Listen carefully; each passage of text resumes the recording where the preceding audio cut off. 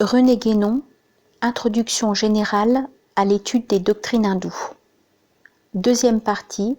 les modes généraux de la pensée orientale. Chapitre 6, rapport de la métaphysique et de la théologie. La question que nous voulons envisager maintenant ne se pose pas en Orient, en raison de l'absence du point de vue proprement religieux, auquel la pensée théologique est naturellement inhérente. Du moins, elle ne pourrait guère se poser qu'en ce qui concerne l'islam, où elle serait plus précisément la question des rapports qui doivent exister entre ces deux aspects essentiels, religieux et extra-religieux, que l'on pourrait justement appeler théologiques et métaphysiques. En Occident, c'est au contraire l'absence du point de vue métaphysique qui fait que la même question ne se pose généralement pas. Elle n'a pu se poser en fait que pour la doctrine scolastique qui, en effet, était à la fois théologique et métaphysique, bien que sous ce second aspect, sa portée fut restreinte, ainsi que nous l'avons indiqué. Mais il ne semble pas qu'une solution très nette y ait jamais été apportée. Il y a d'autant plus d'intérêt à traiter cette question d'une façon tout à fait générale, et ce qu'elle implique essentiellement est, au fond, une comparaison entre deux modes de pensée différents. La pensée métaphysique pure et la pensée spécifiquement religieuse. Le point de vue métaphysique, avons-nous dit, est seul vraiment universel, donc illimité. Tout autre point de vue est, par conséquent, plus ou moins spécialisé et astreint par sa nature propre à certaines limitations. Nous avons déjà montré qu'il en est bien ainsi, notamment du point de vue scientifique, et nous montrerons aussi qu'il en est de même des divers autres points de vue que l'on réunit d'ordinaire sous la dénomination commune et assez vague de philosophique, et qui d'ailleurs ne diffèrent pas trop profondément du point de vue scientifique proprement dit, bien qu'ils se présentent avec des prétentions plus grandes et tout à fait injustifiées. Maintenant, cette limitation essentielle, qui est d'ailleurs évidemment susceptible d'être plus ou moins étroite, existe même pour le point de vue théologique. En d'autres termes, celui-ci est aussi un point de vue spécial, bien que naturellement il ne le soit pas de la même façon que celui des sciences, ni dans des limites lui assignant une portée aussi restreinte. Mais c'est précisément parce que la théologie est en un sens plus près de la métaphysique que ne le sont les sciences, qu'il est plus délicat de l'en distinguer nettement, et que des confusions peuvent s'introduire plus facilement encore ici que partout ailleurs. Ces confusions n'ont pas manqué de se produire en fait, et elles ont pu aller jusqu'à un renversement des rapports qui devraient normalement exister entre la métaphysique et la théologie, puisque même au Moyen-Âge, qui fut pourtant la seule époque où la civilisation occidentale reçut un développement vraiment intellectuel, il arriva que la métaphysique, d'ailleurs insuffisamment dégagée de diverses considérations d'ordre simplement philosophique, fut conçue comme dépendante à l'égard de la théologie. Et s'il put en être ainsi, ce ne fut que parce que la métaphysique, telle que l'envisageait la doctrine scolastique, était demeurée incomplète, de sorte qu'on ne pouvait se rendre compte pleinement de son caractère d'universalité, impliquant l'absence de toute limitation, puisqu'on ne la concevait effectivement que dans certaines limites, et qu'on ne soupçonnait même pas qu'il y eût encore au-delà de ces limites une possibilité de conception. Cette remarque fournit une excuse suffisante à la méprise que l'on commit alors, et il est certain que les Grecs, même dans la mesure où ils firent de la métaphysique vraie, auraient pu se tromper exactement de la même manière, si toutefois il y avait eu chez eux quelque chose qui correspondit à ce qu'est la théologie dans les religions judéo-chrétiennes. Cela revient en somme à ce que nous avons déjà dit, que les Occidentaux, même ceux qui furent vraiment métaphysiciens jusqu'à un certain point, n'ont jamais connu la métaphysique totale. Peut-être y eut-il cependant des exceptions individuelles, car, ainsi que nous l'avons noté précédemment, rien ne s'oppose en principe à ce qu'il y ait dans tous les temps et dans tous les pays des hommes qui puissent atteindre la connaissance métaphysique complète. Et cela serait encore possible même dans le monde occidental actuel, bien que plus difficilement sans doute, en raison des tendances générales de la mentalité qui déterminent un milieu aussi défavorable que possible sous ce rapport. En tout cas, il convient d'ajouter que s'il y eut de telles exceptions, il n'en existe aucun témoignage écrit, et qu'elles n'ont pas laissé de traces dans ce qui est habituellement connu, ce qui ne prouve d'ailleurs rien dans le sens négatif, et ce qui n'a même rien de surprenant, étant donné que si des cas de ce genre se sont effectivement produits, ce ne put jamais être que grâce à des circonstances très particulières, sur la nature desquelles il ne nous est pas possible d'insister ici. Pour revenir à la question même qui nous occupe présentement, nous rappellerons que nous avons déjà indiqué ce qui distingue de la façon la plus essentielle une doctrine métaphysique et un dogme religieux. C'est que, tandis que le point de vue métaphysique est purement intellectuel, le point de vue religieux implique comme caractéristique fondamentale la présence d'un élément sentimental qui influe sur la doctrine elle-même et qui ne lui permet pas de conserver l'attitude d'une spéculation purement désintéressée. C'est bien là en effet ce qui a lieu pour la théologie, quoique d'une façon plus ou moins marquée, suivant que l'on envisage l'une ou l'autre des différentes branches en lesquelles elle peut être divisée. Ce caractère sentimental n'est nulle part plus accentué que dans la forme proprement mystique de la pensée religieuse. Et disons à ce propos que, contrairement à une opinion beaucoup trop répandue, le mysticisme, par là même qu'il ne saurait être conçu en dehors du point de vue religieux, est totalement inconnu en Orient. Nous n'entrerons pas ici dans de plus amples détails à cet égard, ce qui nous conduira à des développements trop étendus. Dans la confusion si ordinaire que nous venons de signaler et qui consiste à attribuer une interprétation mystique à des idées qui ne le sont nullement, on peut voir encore un exemple de la tendance habituelle aux Occidentaux, en vertu de laquelle ils veulent retrouver partout l'équivalent pur et simple des modes de pensée qui leur sont propres. L'influence de l'élément sentimental porte évidemment atteinte à la pureté intellectuelle de la doctrine,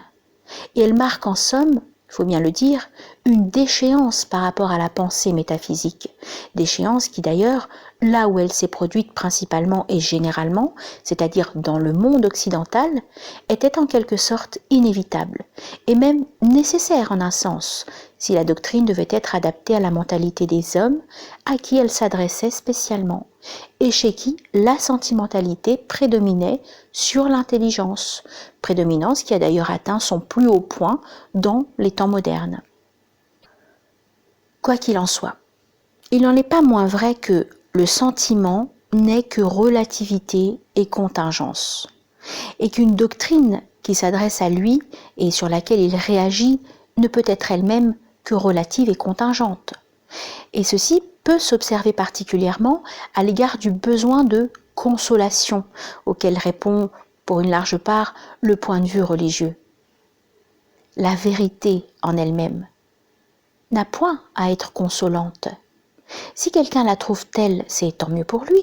certes, mais la consolation qu'il éprouve ne vient pas de la doctrine, elle ne vient que de lui-même et des dispositions particulières de sa propre sentimentalité. Au contraire, une doctrine qui s'adapte aux exigences de l'être sentimental et qui doit donc se revêtir elle-même d'une forme sentimentale ne peut plus être dès lors identifiée à la vérité absolue et totale. L'altération profonde que produit en elle l'entrée d'un principe consolateur est corrélative d'une défaillance intellectuelle de la collectivité humaine à laquelle elle s'adresse. D'un autre côté, c'est de là que naît la diversité foncière des dogmes religieux, entraînant leur incompatibilité, car au lieu que l'intelligence est une, et que la vérité, dans toute la mesure où elle est comprise, ne peut l'être que d'une façon, la sentimentalité est diverse. Et la religion qui tend à la satisfaire devra s'efforcer de s'adapter formellement le mieux possible à ces modes multiples qui sont différents et variables suivant les races et les époques. Cela ne veut point dire d'ailleurs que toutes les formes religieuses subissent à un degré équivalent, dans leur partie doctrinale, l'action dissolvante du sentimentalisme, ni la nécessité de changement qui lui est consécutive. La comparaison du catholicisme et du protestantisme, par exemple, serait particulièrement instructive à cet égard. Nous pouvons voir maintenant comment le point de vue théologique n'est qu'une particularisation du point de vue métaphysique. Particularisation qui implique une altération proportionnelle. Il en est, si l'on veut, une application à des conditions contingentes. Une adaptation dont le mode est déterminé par la nature des exigences auxquelles elle doit répondre, puisque ces exigences spéciales sont, après tout, son unique raison d'être. Il résulte de là que toute vérité théologique pourra, par une transposition la dégageant de sa forme spécifique, être ramenée à la vérité métaphysique correspondante, dont elle n'est qu'une sorte de traduction, mais sans qu'il y ait pour cela équivalence effective entre les deux ordres de conception. Il faut se rappeler ici ce que nous disions plus haut, que tout ce qui peut être envisagé sous un point de vue individuel peut l'être aussi au point de vue universel, sans que ces deux points de vue soient pour cela moins profondément séparés. Si l'on considère ensuite les choses en sens inverse, il faudra dire que certaines vérités métaphysiques, mais non pas toutes, sont susceptibles d'être traduites en langage théologique, car il y a lieu de tenir compte cette fois de tout ce qui, ne pouvant être envisagé sous aucun point de vue individuel, est du ressort exclusif de la métaphysique. L'universel ne saurait s'enfermer tout entier dans un point de vue spécial, non plus que dans une forme quelconque, ce qui est d'ailleurs la même chose au fond. Même pour les vérités qui peuvent recevoir la traduction dont il s'agit, cette traduction, comme toute autre formulation, n'est jamais forcément qu'incomplète et partielle, et ce qu'elle laisse en dehors d'elle mesure précisément tout ce qui sépare le point de vue de la théologie de celui de la métaphysique pure. Ceci pourrait être appuyé par de nombreux exemples, mais ces exemples mêmes, pour être compris, présupposeraient des développements doctrinaux que nous ne saurions songer à entreprendre ici. Tel serait pour nous borné à citer un cas typique parmi bien d'autres, une comparaison instituée entre la conception métaphysique de la délivrance dans la doctrine hindoue et la conception théologique du salut dans les religions occidentales. Conception essentiellement différente, que l'incompréhension de quelques orientalistes a pu seule chercher à assimiler d'une manière d'ailleurs purement verbale. Notons en passant, puisque l'occasion s'en présente ici, que des cas comme celui-là doivent servir encore à mettre en garde contre un autre danger très réel. Si l'on affirme à un hindou, à qui les conceptions occidentales sont d'ailleurs étrangères, que les Européens entendent par salut exactement ce que lui-même entend par moksha, il n'aura assurément aucune raison de contester cette assertion ou d'en suspecter l'exactitude, et il pourra lui arriver par la suite, du moins jusqu'à ce qu'il soit mieux informé, d'employer lui-même ce mot de salut pour désigner une conception qui n'a rien de théologique. Il y aura alors incompréhension réciproque, et la confusion en sera rendue plus inextricable.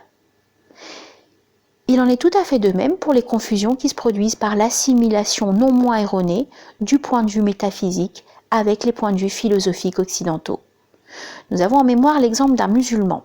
qui acceptait très volontiers et comme une chose toute naturelle la dénomination de panthéisme islamique, attribuée à la doctrine métaphysique de l'identité suprême, mais qui, dès qu'on lui expliquait ce qu'est vraiment le panthéisme au sens propre de ce mot, chez Spinoza notamment, repoussa avec une véritable horreur une semblable appellation. Pour ce qui est de la façon dont peut se comprendre ce que nous avons appelé la traduction des vérités métaphysiques en langue théologique, nous prendrons seulement un exemple extrêmement simple et tout élémentaire. Cette vérité métaphysique immédiate,